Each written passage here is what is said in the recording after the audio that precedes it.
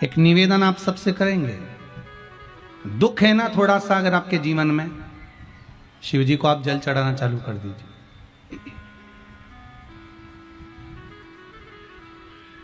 शंकर भगवान को आप जल चढ़ाना प्रारंभ कर दो। अगर दुख है ना जीवन में, शिव जी को जल चढ़ाना प्रारंभ कर दीजिए।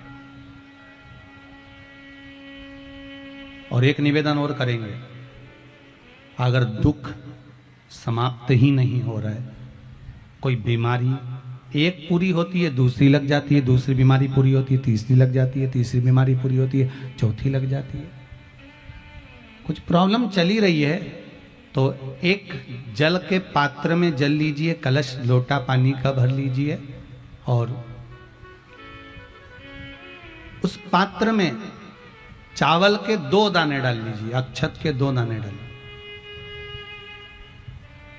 घर में से लेकर जाओ, थोड़ा सा जल बेलपत्री के वृक्ष के नीचे डाल दीजिए, थोड़ा सा जल पीपल के वृक्ष के नीचे डाल दीजिए और थोड़ा सा जल या तो आंवले का पेड़ मिल जाए या शमी का वृक्ष मिल जाए, शमी का वृक्ष मिले या आंवले का वृक्ष मिले, उसके नीचे डाल दीजिए।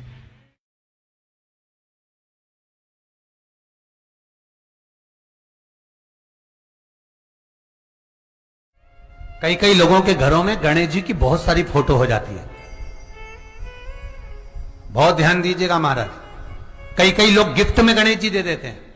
शास्त्र कहता है, जिसने अपने जीवन काल में, आपको पहले भी कथा में कहा था, एक आंवले का वृक्ष, एक गणेश जी की मूर्ति,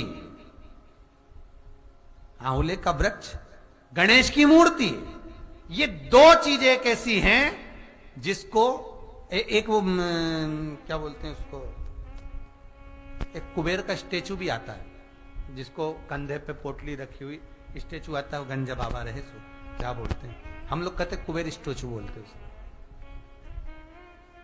ये भी गिफ्ट में नहीं दिया जाता। महाराज, यदि गणेश की मूर्ति, गणेश की प्रतिमा, गणेश का फोटो हम किसी को गिफ्ट में दे देते हैं तो हमारे घर की संपदा उस तारीख को लिखकर रखना, उसके बाद में धीरे धीरे छिन्न होने लगती है, संपदा टिकती नहीं है। 1 रुपया कमाओगे, 1.25 रुपया खर्च होगा।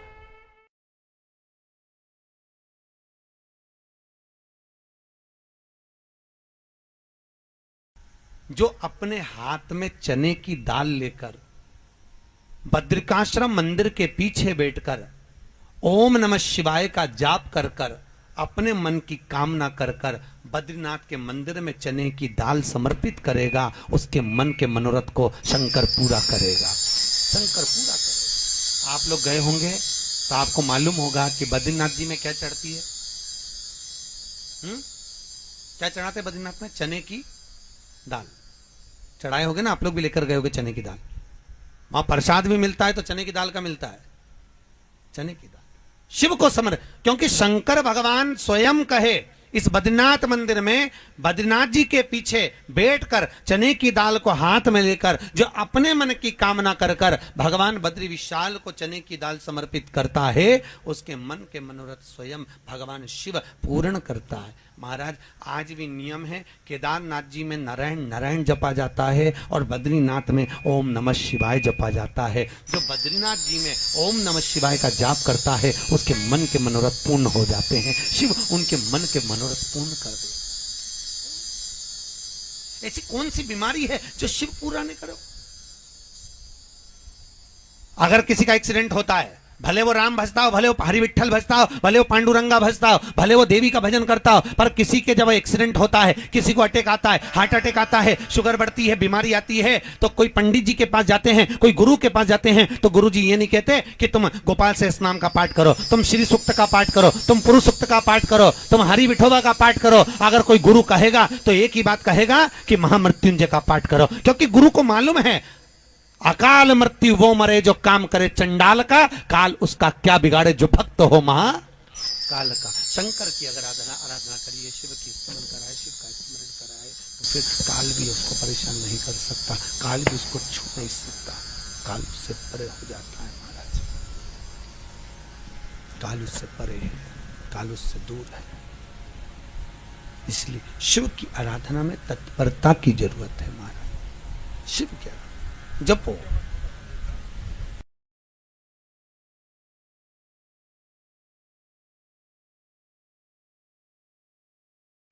तीन जगह पर अगर कोई बीमारी ऐसी हो गई कि वो समाप्त नहीं हो रही, बड़ी बड़ी तकलीफ, मतलब एक बार दवाई अगर चालू हो गई तो दवाई बंद ही नहीं हो रही है, तो उसके लिए आपको 3 जगह पर जल चढ़ाना प्रारंभ कर दो। मात्र एक हफ्ते से ज्यादा चढ़ाना भी नहीं पड़ेगा। जैसे एक हफ्ते आप टेबलेट लेते हो, गोली लेते हो, एक हफ्ते चढ़ाना प्रारंभ कर दो। सबसे पहले बेलपत्री के पेड़ के नीचे क्या करना है, जल का पात्र लेना है, उसमें 2 दाने चावल के डालना, 2 दाने अक्षत के डालिए। पहले बेलपत्री के पेड़ के नीचे जाओ, वहां जल चढ़ाओ, फिर जाइए पीपल के वृक्ष के नीचे, वहां जल चढ़ाइए, आखिरी में या तो शमी के नीचे या फिर आंवले के नीचे, इन दोनों में से कोई एक वृक्ष जिसके नीचे। पर एक हफ्ते अगर आपने आंवले में चढ़ाया है तो आंवले में ही चढ़ाना, शमी में चढ़ाया है तो शमी में चढ़ाना है। ये बदल के मत चढ़ाना कि आज मैं शमी में चढ़ा देती हूँ कल आंवले में चढ़ा दूंगी, ऐसा नहीं। और ध्यान रखिए एक बात का, कई माताएं क्या करती हैं, पशुपति व्रत करती हैं, तो अभी मैं ये वाले मंदिर में कर लेती हूँ, अगला मैं उस मंदिर में कर लूंगी, अगला मायके में जाके कर लूंगी। ये गलत है। अगर पशुपति नाथ का व्रत कर रहे हो तो एक ही मंदिर में करना है।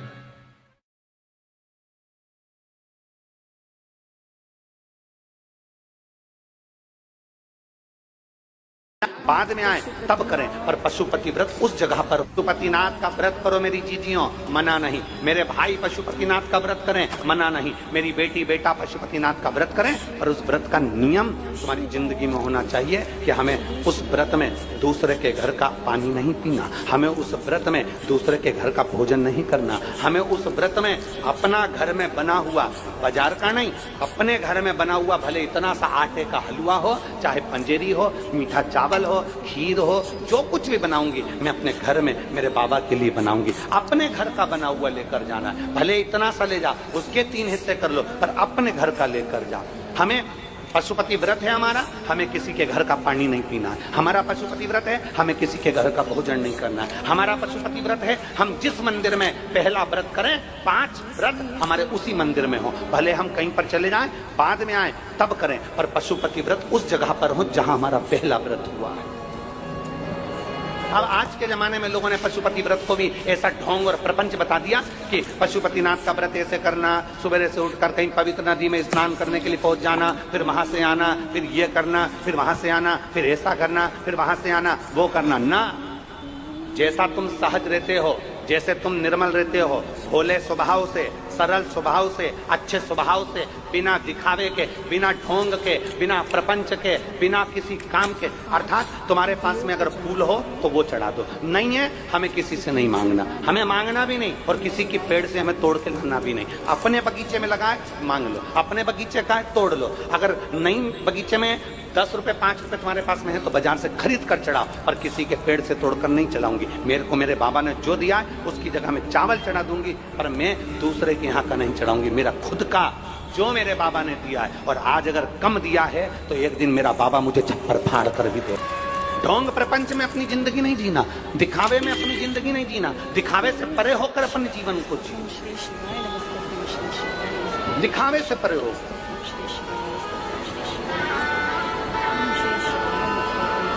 पांच सोमवार का व्रत होता है, हृदय से, दिल से, मन से, भाव से जो करता है, सुबह के समय स्नान कर पूजन की तैयारी करो, पूजन की थाली साथ में लेकर जाओ, सारा साहित्य जो तुम्हारे घर में हो वो लेकर जाओ, भगवान शंकर के मंदिर में अभिषेक पूजन करिए, बाबा का पूजन कर कर थाली को वापस लेकर आ जाओ, वही थाली रख दो, शाम को उसी थाली को लेकर जाना है।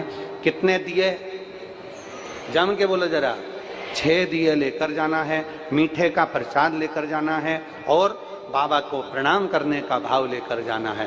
थाली में दिए रख लो, प्रसाद रख लो, प्रसाद के हिस्से घर से कर कर मत लेकर जाना, मंदिर में बैठकर प्रसाद के हिस्से करना। प्रसाद का हिस्सा कब करा जाता है? जब 5 दिए मंदिर के अंदर लग गए, उसके बाद में प्रसाद के 3 हिस्से करे जाते, प्रसाद के 3 हिस्से कर सकते। भगवान के मंदिर में पूजन अर्चना करो, अर्चना पूजन करने के बाद में दिए रखकर, दिए पूरे 6 जमीन पर रखिए, 6 दिए में से 5 दिए प्रज्वलित कर लीजिए, प्रसाद के 3 हिस्से कर लीजिए। बाबा देवादिदेव महादेव से अपने मन की बात कह दो, बाबा आज मेरा पहला पशुपति व्रत है, बाबा आप इसे स्वीकार करना मेरे दातार, मैं बस आपके भरोसे हूँ मेरे बाबा, ऐसी कृपा करना, ऐसी करुणा करना, मेरा व्रत स्वीकृत हो। बाबा को प्रणाम करो, 5 दिए जलाए हुए रखो वहीं पर, 1 दिया बिना जला उसको वापिस थाली में रख लो। प्रसाद के 2 हिस्से मंदिर में छोड़ दो, 1 हिस्सा थाली में लेकर वापिस सजाओ। घर के अंदर जब प्रवेश करो उस समय पर राइट हैंड में सीधे हाथ पर बैठ जाओ, घर की ओर अपना मुख कर लो और वहीं पर बैठकर 6 नंबर का जो दिया है वो जला दो। वहां बैठकर बाबा से प्रार्थना करना, बाबा मेरे व्रत को स्वीकार करना, मेरी ये कामना से मैंने ये व्रत किया है। बाबा को विनय करना, निवेदन करना। ऐसे 5 व्रत पूर्ण करिए। बीच में रजस्वला धर्म आ जाए छोड़ दो, कहीं जाना पड़ जाए छोड़ दो, कोई चतुर्थी तीज पंचमी तुम्हारा कोई व्रत आ जाए छोड़ दो, अगला सोमवार कर लो, पर करना 5 ही है। एक ही मंदिर में करना है जिस मंदिर में तुमने पहला व्रत करा। 5वां व्रत जब आए तब बाबा के लिए श्रीफल भेंट कुछ भी 108 जो तुम बाबा को चढ़ा सकते हो, फूल हो, पत्ती हो, चावल हो, मूंग हो, जो बाबा को दे सकते हो वो बाबा को समर्पित कर कर, बाबा को दिल से प्रार्थना कर कर, फिर वही की वही क्रम जैसा करा है। प्रसाद का जो 1 हिस्सा तुम लेकर आते हो उस प्रसाद के हिस्से में से किसी को नहीं देना है, उसको पहले जब भोजन करने बैठोगे उस भोजन के पहले उस प्रसाद को खा लेना है, फिर अपना भोजन ग्रहण करना है। इसको कहते हैं पशुपतिनाथ का व्रत, जो जीव के कल्याण है, जीव कल्याण है, संपूर्ण विश्व कल्याण है किया जाए। शंकर भगवान पर जब जल चढ़ता है, आपको पहले भी वर्णन किया कि मान लो ये गोल जलाधारी है, इसके ऊपर ये शिवलिंग रखा है, ठीक है, और ये भगवान शंकर का शिवलिंग है। ये तो चरण जहां से बीच में से पानी जमीन पर जाता है, यहां चढ़ाओगे शिवलिंग पे पानी, ये चारों तरफ घूमने के बाद ये नीचे जाएगा। अब आपको पहले भी कहा ये 2 चरण जो हैं, सीधे भाग में गणेश जी का स्थान है, उल्टे भाग में कार्तिकेय का स्थान है। जहां शिवलिंग रखा हुआ है ये पार्वती जी के हस्त कमल हैं, और बीच में एक मोटी सी लाइन है, जहां से पानी नीचे गिरता है, मोटी सी लाइन है, वो अशोक सुंदरी का स्थान। ऊपर से बूंद बूंद पानी जो शंकर पर गिर रहा है, शंकर भगवान की 5 बेटियां जया, विषहरा, श्यामली बारी, 2 तली और देव।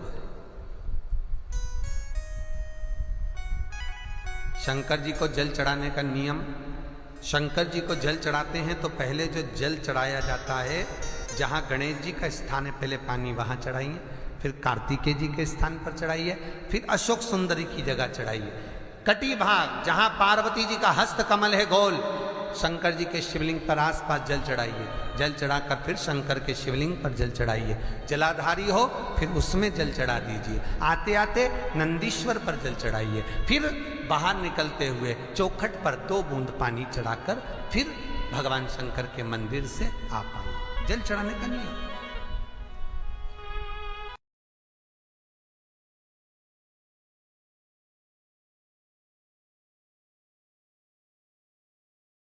और कई लोग तो ऐसे हैं, उनको आज तक हनुमान चालीसा पढ़ना नहीं है, आज तक कोई चालीसा, चाहे गायत्री चालीसा हो, लक्ष्मी चालीसा हो, शिव चालीसा हो, पढ़ना ही नहीं आती, बस बैठ गए भगवान के सामने और पढ़ लिया आसन लगा के। नहीं नहीं नहीं, चालीसा पढ़ने का भी एक नियम है। अगर कोई लक्ष्य लेकर पढ़ रहे हो तो उसका एक नियम है।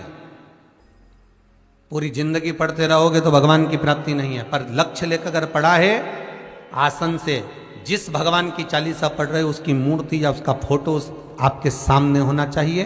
एक घी का दिया, अगर हनुमान चालीसा पढ़ रहे हो तो या तो घी का दिया जलाओ, वो भी गाय के घी का हो, भैंस के घी का मत जलाना। हनुमान जी कभी प्रकट नहीं होंगे भैंस के घी से।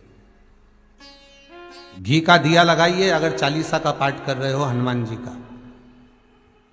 और बहुत ज्यादा संकट है, बहुत ज्यादा परेशानी है तो हनुमान चालीसा का पाठ करो तो तिल्ली के तेल का दिया लगाओ, काली तिल के तेल का दिया, तिल का तेल का दिया हनुमान जी के सामने आसन बिछाकर। बहुत तकलीफ है तो 3 पाठ प्रतिदिन करो और एक आसन से जितने समय 9 बजे अगर आप बैठते हो पाठ करने तो 9 बजे ही बैठना है। 11 दिन तक प्रतिदिन 3 पाठ रोज करो। एक पानी का लोटा, कलश, तांबे का जल अर्थात तांबे का लोटा हो, स्टील का लोटा हो, तुम्हारे पास जो कलश हो उसमें जल भरकर एक सिक्का उसमें पटक कर, एक लौंग पटक कर प्लेट से ढक कर रख दो और प्रतिदिन बस टाइम पर बैठकर पाठ करो। 11 दिन पूर्ण होंगे, जिस कामना से आपने पाठ करा है बस वो सिक्का, वो लौंग कलश में से निकाल लो, जल का आचमन करो और जिस काम के लिए करा है वो जल उस प्रयोग में ले लो। उस प्रयोग, किसी से बात करने जाना है तो वो जल पी कर जाइए, कोई से हाथ मिलाना है तो वो सिक्का, वो लौंग अपने हाथ में रखिए, अपने साथ रखिए।